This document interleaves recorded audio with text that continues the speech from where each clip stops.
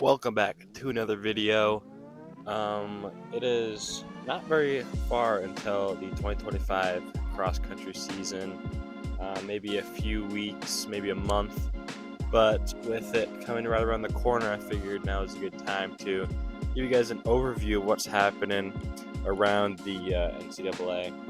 I'll start off with transfers, and then I'll move to schedule releases, see if anything's changing there, and then just some other overall news to finish off the video.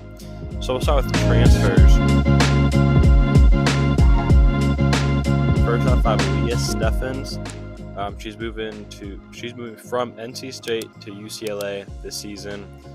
Personally, I think the weather in North Carolina is way better than in LA, but she can do what she wants, I guess.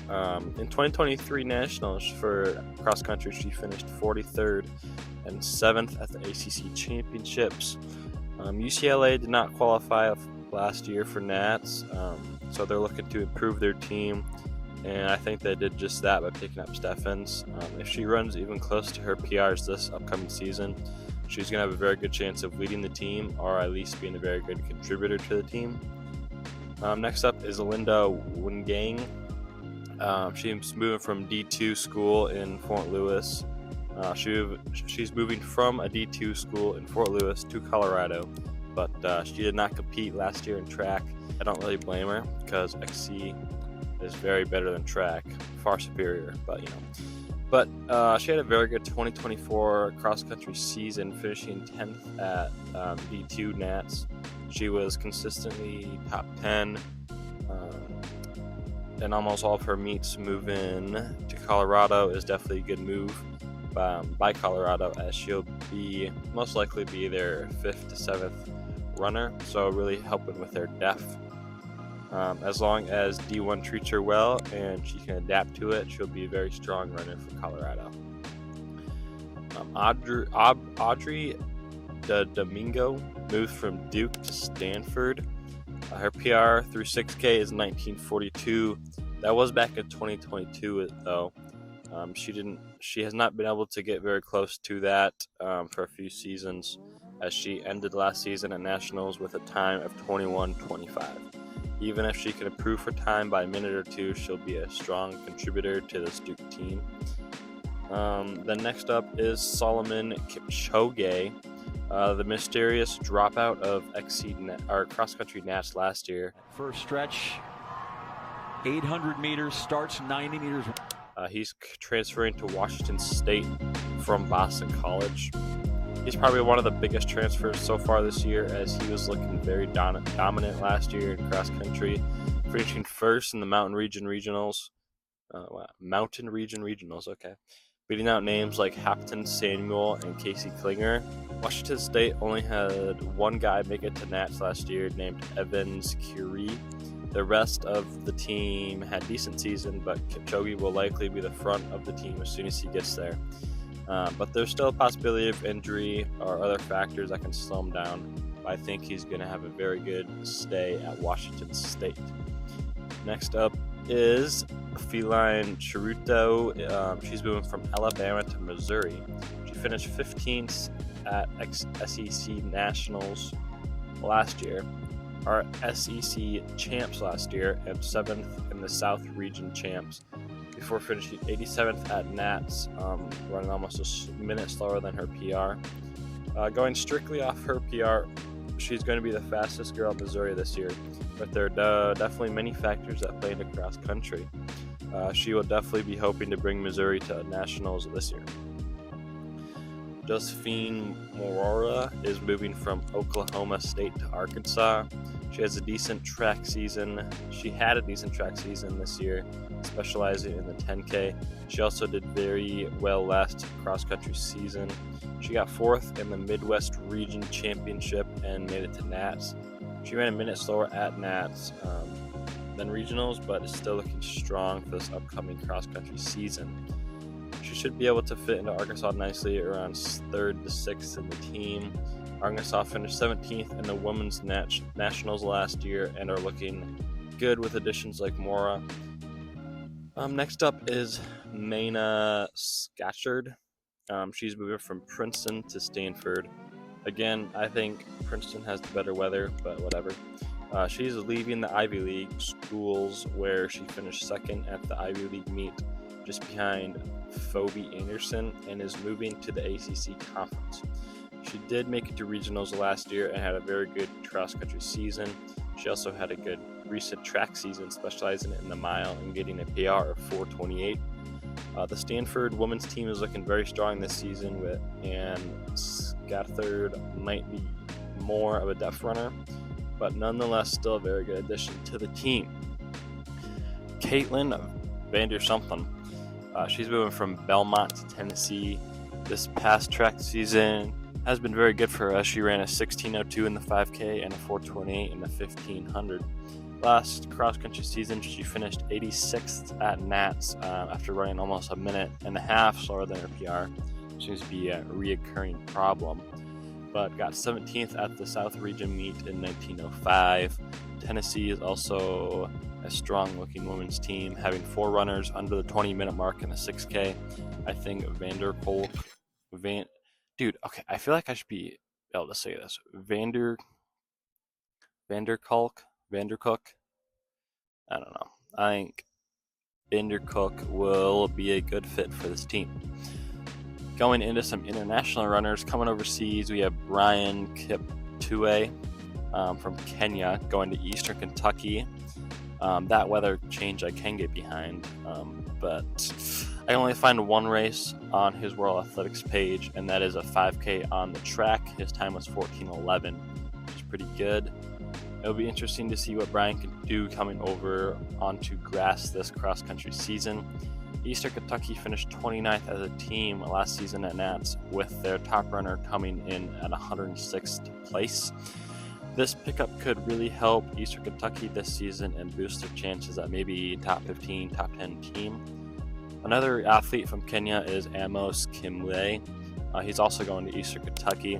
Can't find much information on him on the interweb, but I'm sure he'll be a big pickup for Eastern Kentucky. And Peter Walsdorf is moving from Kansas to Syacruz. Dude.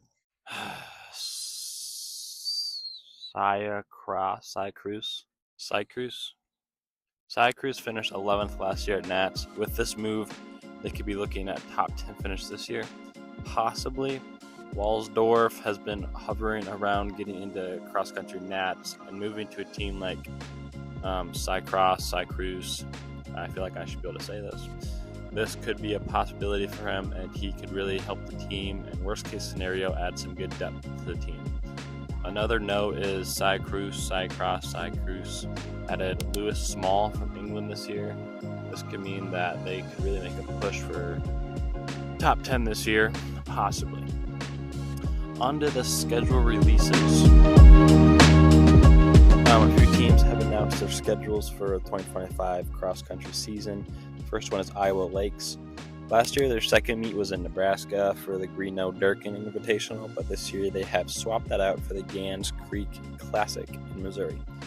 Not very surprising, as Nationals is also in Gans Creek this year, so it could be a good idea to get some experience at the course before Nats.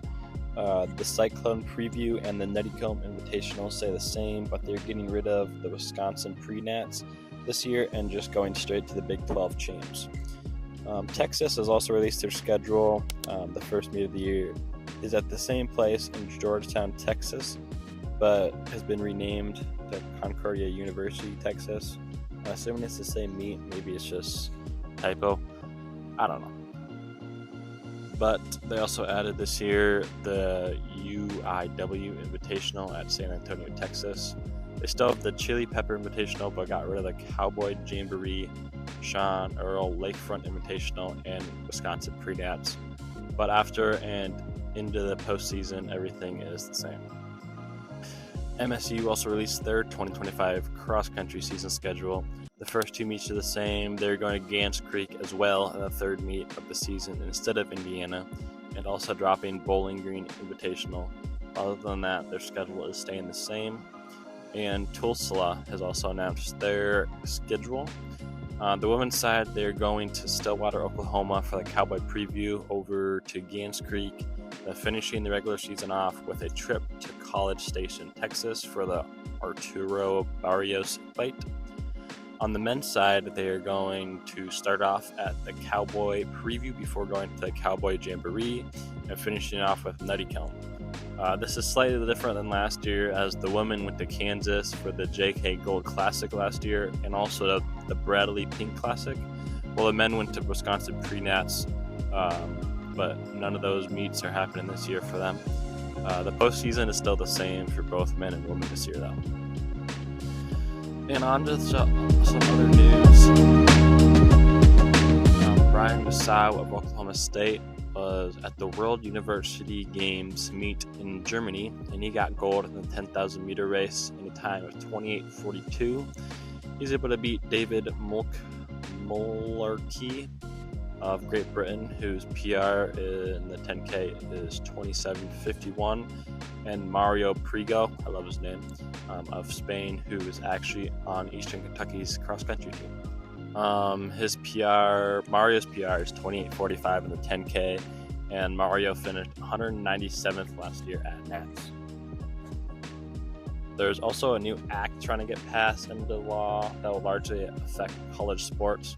The act is called the SCORE Act, or Student Compensation and Opportunity Through Right Endorsements Act. I personally like the first name, but whatever floats your boat. Basically, what the act is trying to accomplish is the establishment of federal standards for NIL regulations for agents representing college athletes, preventing universities from revoking scholarships due to injury or performance, mandating schools to provide specific levels of academic support and out-of-pocket health care coverage for ex-athletes up to 3 years after leaving school, maintaining that schools have a minimum of 16 varsity teams, and restrictions on using student fees for athletics. That's from CBS Sports. If you understood any of that, you're above me. But it will probably take a bit to get passed, as it needs to go through a bunch of political stuff that's over my head. But if it's passed, it can really make it easier to be a college athlete and be at such a high level. On a final note for the video, Liam Murphy of Villanova announced he's dipping and going pro after signing with Nike, and will join Swoosh Track Club up in Flagstaff. He'll be joining names such as Parker Wolf and Ethan Strand. Sad news for Villanova fans, as this will definitely hurt their chances as a team, but I still think they can pull off a top 15, if not top 10 this year. Let me know what you think of this move and what you think Villanova is going to do. But anyways, that's the end of the video. Thanks for watching. Comment any concerns or anything else you think I missed. Make sure to like the video, subscribe, and I'll see you guys next week. See ya.